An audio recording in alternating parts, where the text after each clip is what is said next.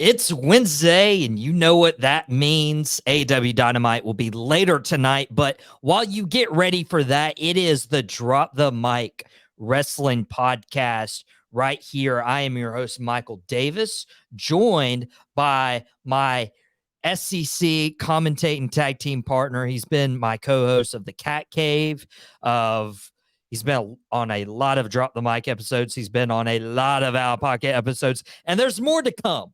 And I'm ready for Shannon's own podcast as well in due time. But I am joined by podcast underscore Smitty, Shannon Smith. And we're not going to do a long episode today. We're going to respect your time. But I did want to make a note that we're going to cover Clash at the Castle, which we also did on Out of Pocket with Michael Davis yesterday. First of all, before we get and drop the mic, thank you guys so much for supporting Out of Pocket. We have just streamed on Out of Pocket's Facebook page, Out of Pocket's Instagram, and my personal Twitter.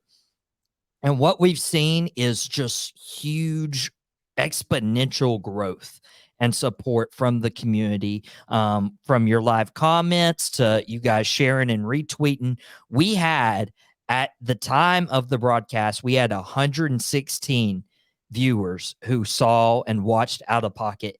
That's insane. In a 30-minute time slot, we did very little to no promoting for that. So we're excited for what Out of Pocket can do moving forward, and what Drop the Mic can do alongside that. And I'm welcome in Shannon Smith, and I'm also excited what could be new for Ricochet.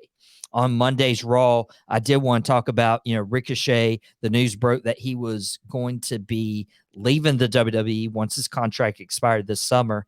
And Ricochet lost the Speed Championship to Andrade last week. I got some thoughts on that. That is Andrade rather than literally anybody else. But they wrote Ricochet off television. Braun Breaker attacked him. Put him through a car windshield. CM Punk begging that to be fake glass. And Samantha Irvin hopped in the ambulance with Ricochet and drove off in perhaps Ricochet's final appearance in WWE. Shannon, what do you make? And we've talked about this a little bit, like Ricochet leaving WWE for potentially AEW could be a good fit, but how do you feel like they handled Ricochet's exit from the company if this is his last TV appearance? I think that it was very, very dramatic.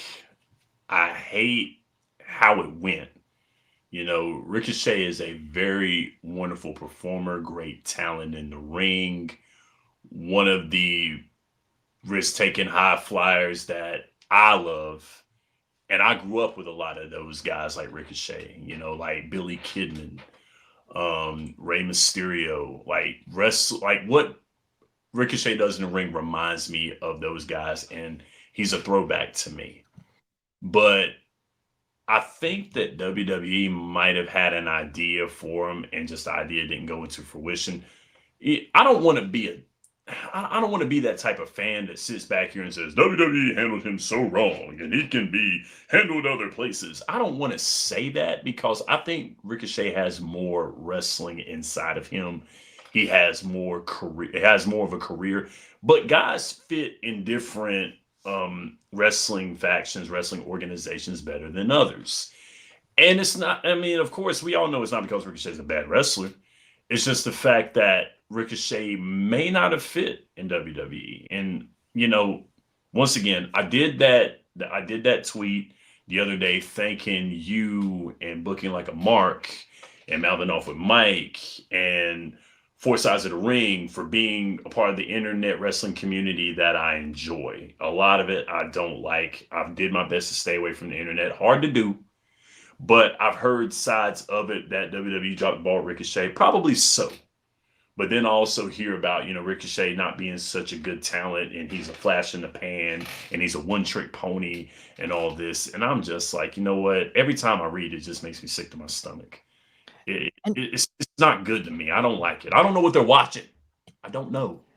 Well, they're not watching Ricochet because Ricochet, we've seen him do fantastic work. Like, Yes. he is one of the best in-ring wrestlers, especially when you talk about his weight class and the high flyer aspect of it. Ricochet put Lucha Underground on his back and did a phenomenal job doing that from 2014, 2017. He came in WWE with NXT in 2018.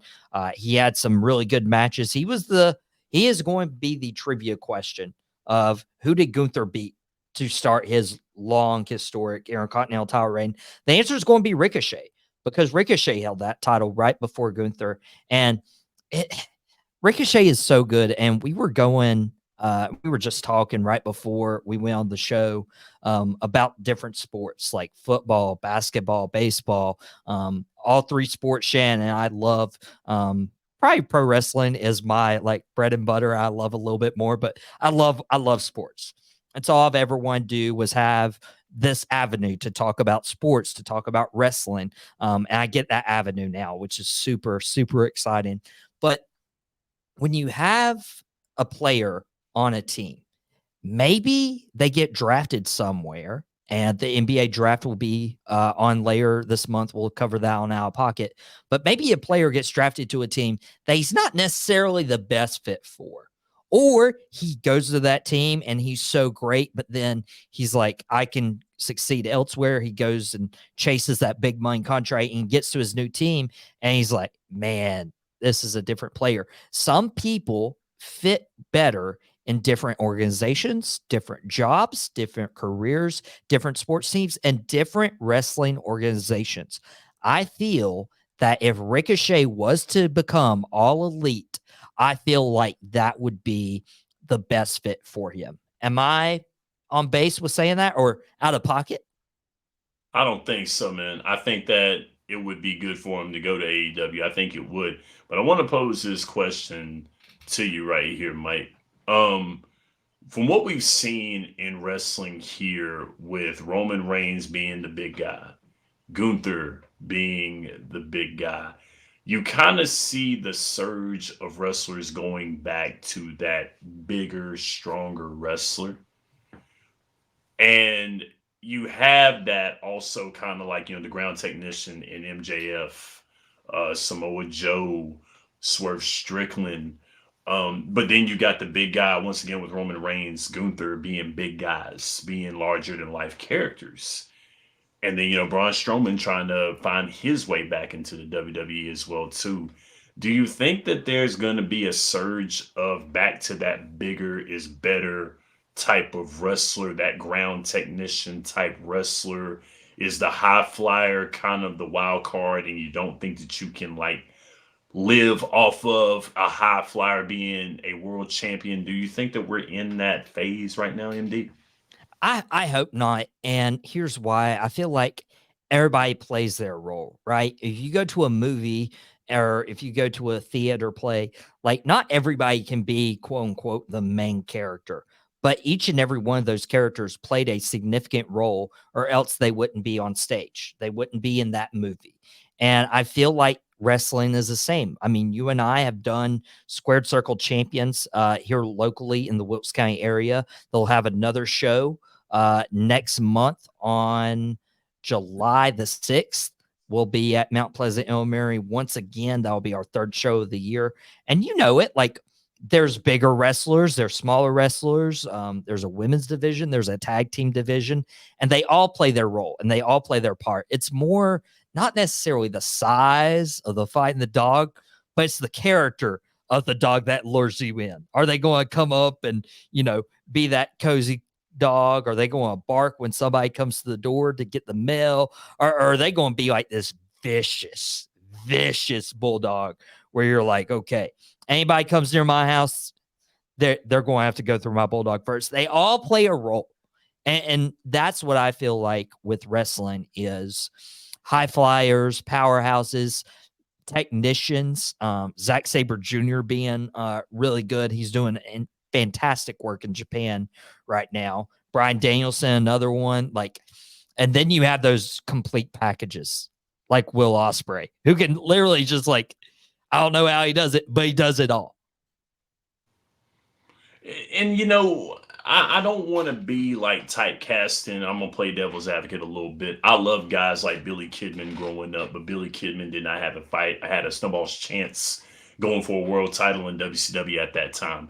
Was that fair to him? Not so much. But looking at the character that Billy Kidman had, you would kind of understand why he would be in the cruiserweight division, why he would be with Juventud Guerrera and Psychosis and those great performers there in WCW going for the cruiserweight title. But yet the popularity that he had because of his in-ring prowess was something that got him over. But a character is something that needs to be done. Do you think there's something wrong with Ricochet's character?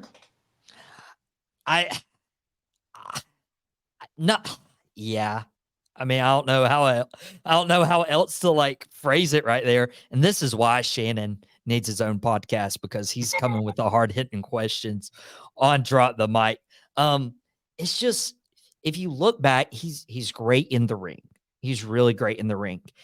But I can't remember like a real great storyline to where I was like drawn into him. He had that program with Logan Paul last year where they kind of involved Samantha Irvin. But I mean, as much as I hate Logan Paul, I feel like character and promo wise, Logan Paul carried that feud while Ricochet was the main guy in the ring. And this is why I feel like AEW is the best fit for him, because AEW, you can put together a dream match and people will watch. You're not going to have to rely on Ricochet having, 5-10 minute promos. You may have him have a backstage segment here and there, but I mean, you book Ricochet Will Ospreay, I'll watch. Ricochet Phoenix, I'll watch. Ricochet Swerve, I'll watch. I mean, these are dream matches. And you're like, bro, 20 minutes, I'm glued to the TV. That's the way that I view Ricochet.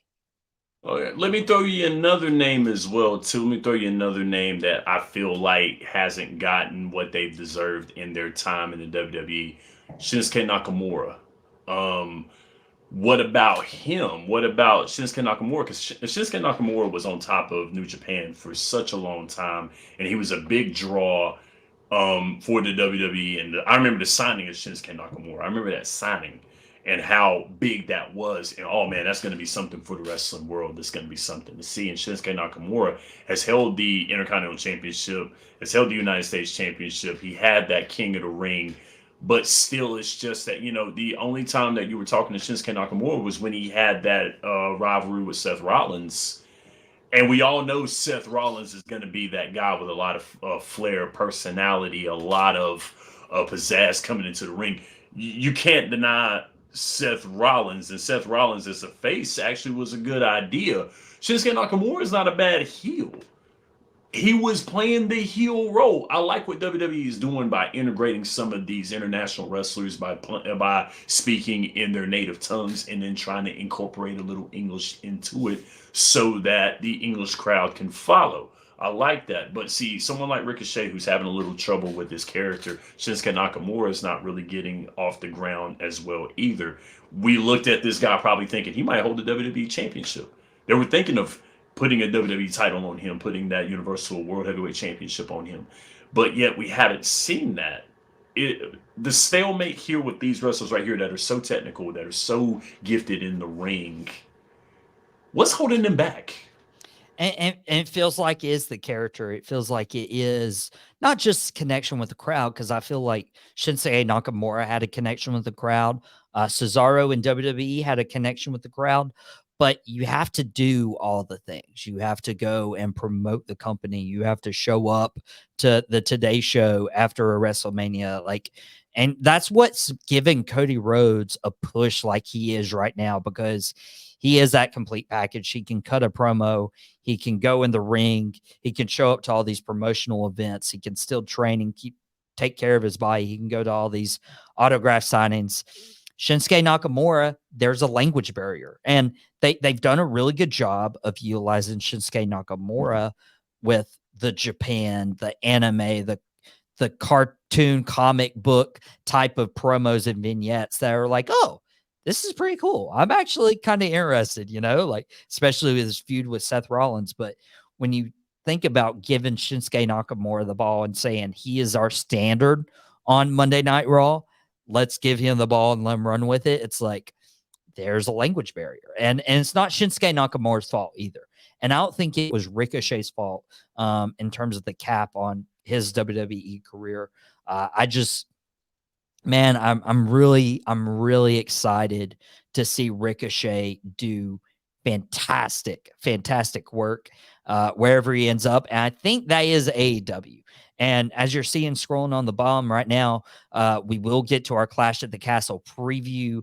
But I did want to touch note on a very serious injury.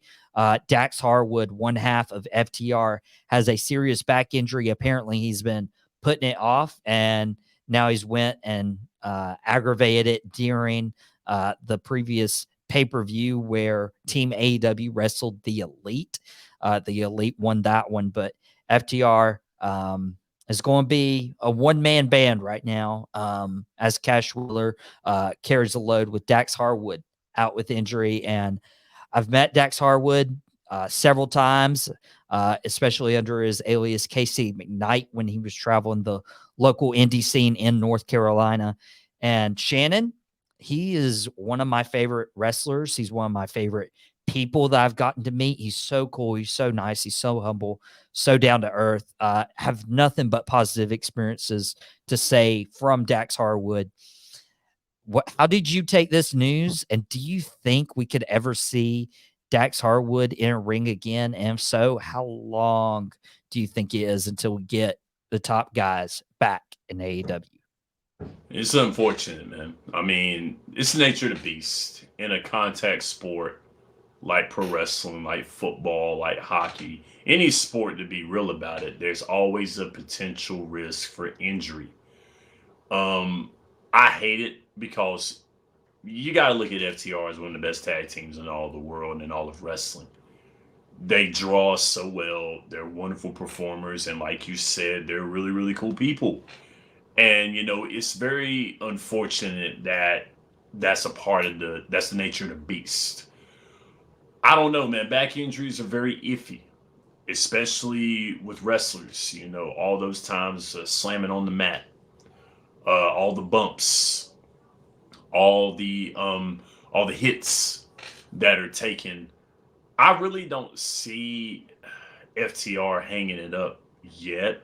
I think they have time, but I looked at that back injury. I read some things before we got on the show, and it is unfortunate. They're thinking that it might take some time, but if we've watched Adam Copeland come back, if we watched Bryan Danielson come back, if we've watched guys like that come back when they were told it's not going to happen, when we were told they're not going to be wrestling, it's going to be very hard for them to wrestle. They may not be able to have feeling inside of their bodies after playing this brutal game.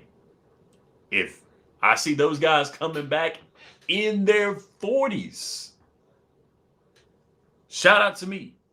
In another couple of weeks, I'm 2 years from 40 in 2 weeks. With that being said, we got to do something. We got to do something for your birthday. Out of pocket on Monday. Out of pocket. Is that your birthday wish? Out of pocket? All I want for my birthday is out of pocket. Being on the show. Out of pocket. That's what I want. I mean, I'm at a point in my life where I don't want toys anymore. That's a joke. I want toys. I'm kidding. But well, I'll have my people talk to your people, and let's see if we can fulfill your birthday wish. But yeah, that to me is very unfortunate. But I don't think it's the end of FTR. I don't think. I don't see it. I hope not. I hope that that's not the case. But I think they'll be back. They'll be back. They will. I'm keeping hope alive. They'll be back. I hope so. And you gave me hope with like Edge, Adam Copeland coming back from his injury. And I feel like he's set the precedent to where Bryan Danielson could do the same thing. Shibata from Japan, he's wrestled in AEW a few times. He can do the same thing. It's given wrestlers hope. Others are like, no, I'm good. Jason Jordan being one of those whose careers was cut short due to a neck injury. Like there's a few people who don't have that luxury of an Adam Copeland for coming back. But I really, they are honestly the best tag team in the world. They have been for several years, and I want to see more Dax Harwood, and I want to see what WWE cooks up this weekend, this Saturday. Clash at the Castle in Glasgow, Scotland, a hometown of one person challenging for the World Heavyweight Championship. I will touch on that in just a moment, but look at the rest of this card. Drew McIntyre is not the only hometown hero coming back. Piper Niven is getting the opportunity. She is from Scotland. She is going to challenge Bayley for the WWE Women's Championship. A lot of people understand the reason she got this opportunity is Scotland. I don't think she has this title match anywhere else, but she could make the most of her opportunity, be at Clash at the Castle. Do you expect her to actually walk away as the new women's champion and end Bayley's run maybe a little too premature? Okay, as somebody who sat back and watched the modern day Maharaja win the WWE Championship and how not so great his title reign was. Sorry, Jinder Mahal. Whoa, whoa, Sorry, whoa, whoa, whoa, whoa, whoa, whoa, whoa. I'll sorry. No, let you. Whoa, wait, whoa, whoa, whoa. wait, chill, relax. I'm not done yet. I can Relax. defend Mahal. I'm not talking about Jinder Mahal as a wrestler. I'm not talking about that. I'm talking about the booking. The booking is what did it. Jinder Mahal is an English wrestler who happens to be of Middle Eastern descent and won the championship because Middle Eastern ties and things of that nature. The man's from England. The man's from England. Chill. The booking was not good. Him being a champion was not a bad idea, but the booking and the way that it was won, I had a problem with. That's my problem right there. I'm not saying don't put the title on him. No. He was not the worst champion of all time. No. And to be honest with you, it was a change of pace for the WWE. I get it. But just the way it was booked. That's my problem with this here. Man's from England. Come on, y'all. Let's get this right here. Make sure you get all the parts of the map. Remember, y'all, it's called geography. Hey, I'll just say this. One, I think Jinder Mahal's title run gets, pooped on a lot. But honestly, like he did exactly what he was supposed to. He was a heel WWE champion. Right. He used two scrawny guys and the Singh brothers to help him retain the title. Like he did exactly what a WWE champion should do. Very similar to what JBL did back in 2004. Like I said, totally fine with that. Like I said, that part does not bother me. Putting a championship on a heel, we saw how well that went over the years. And, a few years back, I'm not going to say who. We all know. We all know. Yes, we all know. But my thing about it is right here, I don't think the WWE is going to get that wrong with Piper. And I love her. Dewdrop was cool.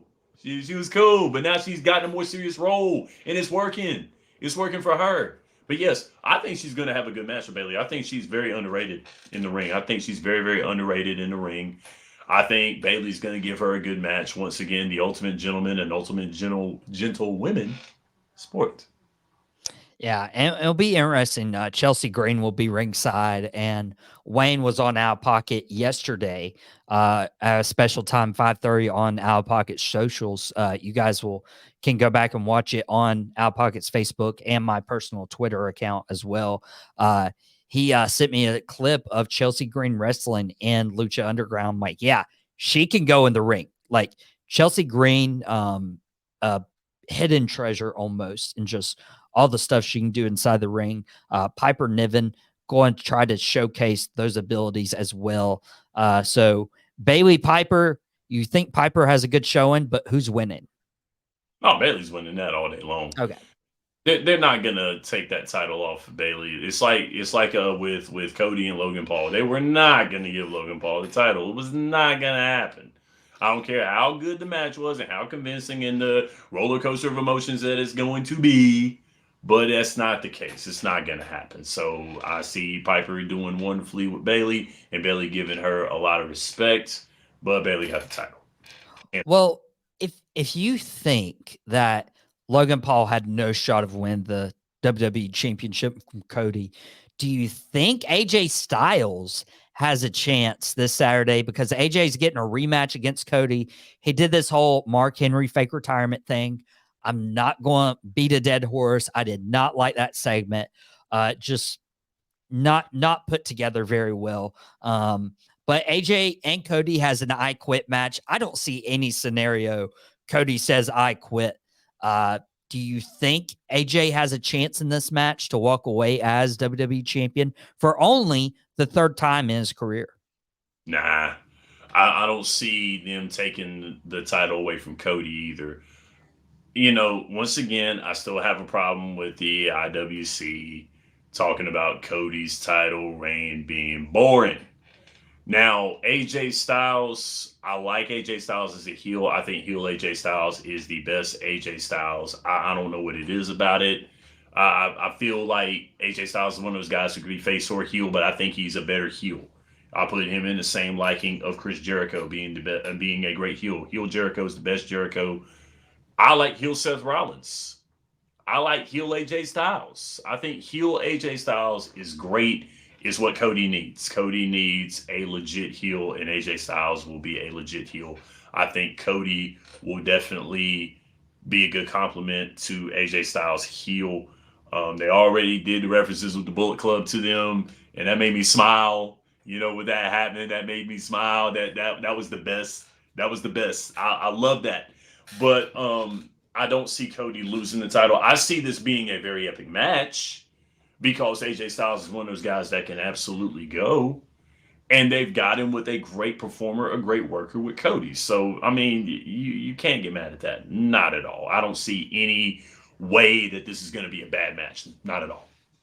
Yeah, it's going to be a great match. I mentioned this when AJ was challenging Cody at Backlash in France when the camera shook and everything. I was like, "Hey, AJ Styles does not win this. They do not tell this story with Cody just for it to end a month later." And I'll say it again: they're not going to tell this story for Cody to say "I quit" in any scenario.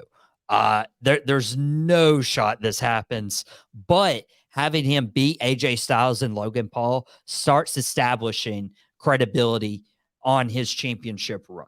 And I Right. feel like that's the most important thing right now, so early on in Cody's title run. And one of the other championships won very recently, Bianca Belair and Jade Cargill are wrestling Alba Fire and Isla Dawn, and also wrestling Shayna Baszler and Zoe Stark for the WWE Women's Tag Team titles. There could be something weird happening. I could see Fire and Dawn being pinned by Baszler and Stark, vice versa. But again, it just seems too early to have Belair and Cargill lose the titles. It is. It is very early. I think that these two are going to get a lot of momentum and they're probably going to try to divide it. I think that would probably be the best recipe because along the lines there's going to be probably a divide in between them two, and they want to make sure that they get the name and the face, a lot of love, a lot of wins, establish a push for these two, and then later on is going to be cut them, divide and conquer. So it's going to be like that, but it won't be for a while. I think that these two are incredible workers, great performers in the women's division. But it's only a matter of time before a singles push is going to be coming, and a world title will be on one of the two. Yeah, I totally agree. That's exactly how it's going to go down.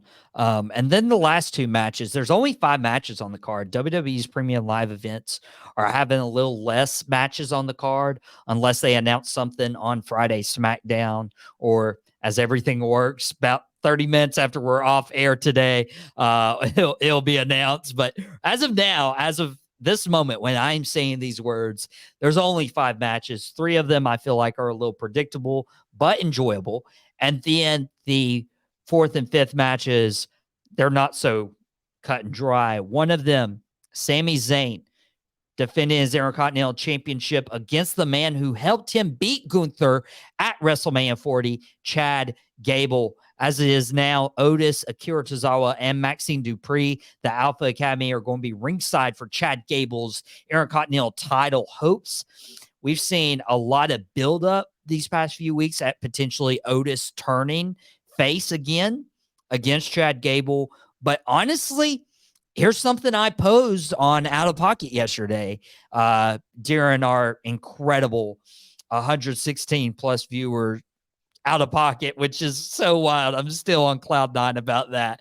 I talked about this, that I think Chad Gable actually wins this Intercontinental Championship for two reasons. One, if he's re-signed a deal, which I believe he has, he probably had in there, hey, I want the Intercontinental title. This would be as good time as any. Secondly, you cannot have Otis turn on Chad Gable this weekend. Yes, it'll be a huge pop. That place would be loud. But here's the problem. You could have more legs on this. And Chad Gable on Monday presenting, having a celebration for himself, or having Alpha Academy throw that celebration for him and hold the Intercontinental title up. And he's like, hey, we did it. Now I need you guys to help me keep this, because I'm the Intercontinental Champion and I promised you and I delivered. What do you say about that? You know, there was a reason why they turned Chad Gable heel. There was a reason. They didn't turn Chad Gable heel because it was fun. They didn't turn Chad Gable heel because it was what the fans wanted. They turned him heel because the fans did want him to win the Intercontinental Championship, but I don't think a good time lovey-dovey Intercontinental Champion is what they wanted out of Chad Gable. And Chad Gable is showing his depth. It doesn't seem like Chad Gable can be a heel wrestler. I really was like, man, they're going to turn this dude heel? I don't know. It's working. It works. It's really, really working, and he is a very, very believable heel. Like, dude had me like, man, he's a freaking jerk, man. I don't like this dude, and it's working. So I think WWE's got to strike while the iron's hot. Do I think that Sami Zayn was a transitional champion? I think so. I think he was, as much as I don't like to believe it because I love Sami Zayn. I'm a big fan of Sami Zayn. I love his work with the Bloodline. I love his work with Kevin Owens. I've loved his work as being that undeniable champion, being the super face and the over guy. I love that with Sami Zayn, but I really think that Sami Zayn is opening the door for Chad Gable because of this heel run that he's having. And I like that idea about having Alpha Academy being a part of his celebration and him being more of an aggressive leader, being the bad teacher, being the bad sensei. And I like that idea. It's working for him very, very well. And you know, it's got Otis looking like which way do I go? And Akira Tozawa is scared out of his mind. And Maxine is the same way. They're all scared of this guy. And it's really, really working. And he's getting a lot of heat from the crowd. And it's going good. I mean, put that title on that man because he's deserved it. Oh, 100%. And the way that he's brought Otis with him and Maxine Dupree, I don't think Akira Tozawa was going to get that big push out of this, unfortunately. But I mean, he's making stars, and that's exactly what the Bloodline did with Roman making Jey Uso a star, Jimmy Uso, and like helping mold and define those characters a little bit more so the fans get behind them as characters, like we were talking about earlier on in the show of, you know, perhaps missed opportunities with Ricochet. I feel like it is Chad Gable, and it does stink that Sami Zayn beat Gunther, and you're like, man, this would be great. Like Gunther's being built up to build the next guy, but it really does feel like a transitional reign. Do you think the title transitions off Sami this weekend? I think so. I think that the way the story build up is working well because you know Gunther's already moved on from the Intercontinental Championship. He's held the title longer than anybody. He had the one solid reign for over a year. He's in that conversation with Miracle and Macho Man and the Honky Tonk Man, and that's wonderful. It was just something that we wanted, that you and me wanted. We wanted that, and he's far away from it. I think Sami Zayn is going to be on to other things as well too. I think Chad Gable is going to be that heel holding the Intercontinental Championship. I think his reign will be a good reign. I think he'll have a very good reign as the heel wrestler. He'll spark that heat up. I mean, it would be good to have a title on the heel, for the time being. You know what I'm saying? We had the world the Universal Championship on the heel for a while. Now it's on the face. Now we've got the United States title that's on a self-proclaimed uh, heel that is heel El de facto. We have an El de facto heel holding the United States Championship, which is cool, and that's cool. I'm not mad at that. That's cool. And then the tag team championship is kind of up for grabs a little bit. You've got our Truth and the Miz having fun Oh with my. that title, and it's the best, and I love that, and that's cool. But see, a lot of these titles are having identities, and this is really really good. So the title has an identity, and with Chad Gable, this is going to push his star up there. It's going to be great for him, and I think he's going to be well. He's getting to that upper mid card. He went from Yeah, being mid card to upper mid card, and this is what the Intercontinental Championship is supposed to do. And exactly. that's what it's supposed to do, is get back to what it is. Paul Beck, Triple H, you probably will never watch this, but you should. You're the man. I appreciate that. I appreciate what you're doing. Paul Levesque held the Intercontinental Championship, and the Intercontinental Championship was the your next title. Him, Rocky, Stone Cold, those guys they had the Intercontinental Championship, and then they boosted them up into the stratosphere. They became incredible wrestlers. They became legends and Hall of Famers. This is what Triple H is doing with the Intercontinental Championship now, which is one of my favorite titles. I enjoy this title. I kind of have a little affinity for the European title from Davey Boy Smith, my cousin. But other than that, that's it. But the Intercontinental Championship is doing its due diligence right now for these wrestlers, and it's incredible. Great job. And that's why I'm okay with Sami Zayn losing this title, because we've seen Gunther be elevated. He won King of the Ring last month, and now I fully believe he should be World Heavyweight Champion by the end of the summer. And then you have Sami Zayn, who is probably like the second biggest baby face in the Monday Night Raw brand behind Jey Uso. Like, Yes. you're going to have Damian Priest, Drew McIntyre, Gunther, Sami Zayn, Jey Uso. Like, Monday Night Raw is in a really good spot, and I'm super excited about it. And speaking of, you've been seeing it scroll on the bottom. We got Drew McIntyre getting a second chance at life at Clash of the Castle, the inaugural event way back when. I know you think it was so long ago, back in 2022. Drew McIntyre challenged Roman Reigns for the championship, fell short. That was the introduction to Solo Sikoa. And now, a year and a half later, Roman's no longer champion. Solo Sikoa is running the bloodline as the tribal chief. And Drew McIntyre has his chance at redemption against Damian Priest of Judgment Day. Judgment Day is barred from ringside. That means no Dirty Dom. That means no JD being done. That means no Finn Balor. That means no Carlito, maybe? Carlito's not officially in Judgment Day. Maybe Liv Morgan shows up, for all I know. But that is a scene. I would be shocked if this isn't the main event. These are two heels, but I feel like Scotland's going to be behind Drew McIntyre and make him the babyface for a night. Is this a happy ending, or does history repeat itself and Drew McIntyre leave empty-handed? I don't know. I really, really don't know. I will say this. Do I think Damian Priest is a transitional champion? Absolutely not. I don't think so. And it would be very unfortunate if he was, because he's doing a great job as a heel right now. He's doing well with his promos. His shoots are good. He's got the heel stable behind him. It's a great idea.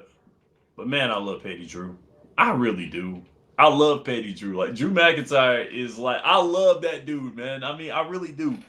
Once again, I love heel McIntyre. I do. I love him as a heel. There's just guys who are meant to be very good heels, and Drew McIntyre is that guy who's a very good heel. That's why I'm in a whirlwind. I think that Damian Priest does come away with the title, but I can understand I can understand why, but I think I like Damian Priest going away with the title a lot better. I really do, because I know this is Clash of the Castle, and this is Drew McIntyre going home and having the homecoming, and he's the El de facto face. Yes, of course, because of his home field advantage. I get that, but I don't think Damian Priest is done being World Heavyweight Champion yet. What do you do with him if he loses the title? That's what my problem is. What do you do if Drew McIntyre loses this match? You can do so much with him. You can do other things with Drew McIntyre. But what do you do with Damian Priest when he loses the title? So I have an idea, and I would love to run it by you. First things first, I think this is set up for Drew to win the world title. Judgment Day is barred from ringside. What was the thing that prevented Drew last time? The The bloodline. bloodline. That's what prevented him. Now, Lightning could strike twice and Solo, interfered. Maybe this is Carlito's crowning moment of like, hey, Carlito earned his stripes. He helped Damien keep the title. Now Carlito's officially in Judgment Day. Maybe it's Liv Morgan. But I feel like if Damian Priest was to lose the World Heavyweight title to Drew McIntyre, you finally give Drew that big moment. Because WrestleMania, yeah, he won the title for 5 minutes, but that's not good enough. Like, he needs it in front of his hometown. And what you do on Monday's Raw, Liv Morgan has been getting cozy with Dom. Damian Priest just lost the World Heavyweight title. Judgment Day's imploding. The following week, guess who's showing up? Mommy. Rhea Ripley comes and she's like, I've been gone for 2 months and everything's falling apart. Damian's lost his title. There's no gold in the Judgment Day. Like, what's going on? And there's going to be significant problems because my prediction is better than yours, Shannon. And Drew McIntyre, the same guy I rode in an elevator with, that I shared that story yesterday on Out of Pocket, will be your new world heavyweight champion. I don't want to hear you cry when it don't happen. I don't want to hear you cry when it don't happen, man, because I've read in there that Rhea Ripley is not due and scheduled to be back for a few more months. I think she's enjoying her time. She's enjoying her time off. She's healing up. I think that there are bigger things in store. I think you drag this out a little bit more. Not saying that Drew McIntyre's never going to win the championship. Not saying that. But give it a little more time and let it cook some more. SummerSlam, if you will. Well, I got about 4 days for that to cook because we're going to look back on Drop the Mic's 90th episode. We're 10 away from 100. We're going to look back and say, hey, Michael, that aged well. And even though Shannon was wrong at the very end of the episode, we appreciate him being on. Guys, thank you so much. The support for Drop the Mic, the support for Out of Pocket has been so huge, and I'm so thankful for you guys. I did want to run a special banner at the bottom to where you can follow Out of Pocket. I know that's under the Drop the Mic red right now. But we've been running on our social medias. We've had really great success. We're doing great. And so I wanted to run some of those socials on our bottom line. You got our Facebook, you got my personal X, you got Instagram as well. Drop the Mic has an Instagram at Drop the Mic Wrestling. It also has a Facebook page, which you guys can guess is Drop the Mic Wrestling Podcast, and my personal X stays the same. But for myself, Michael Davis, and my Cat Cave co-host, and one of my really great friends, Shannon Smith, this has been Drop the Mic Wrestling. Don't drop the mic. We will see you guys next week with a new World Heavyweight Champion.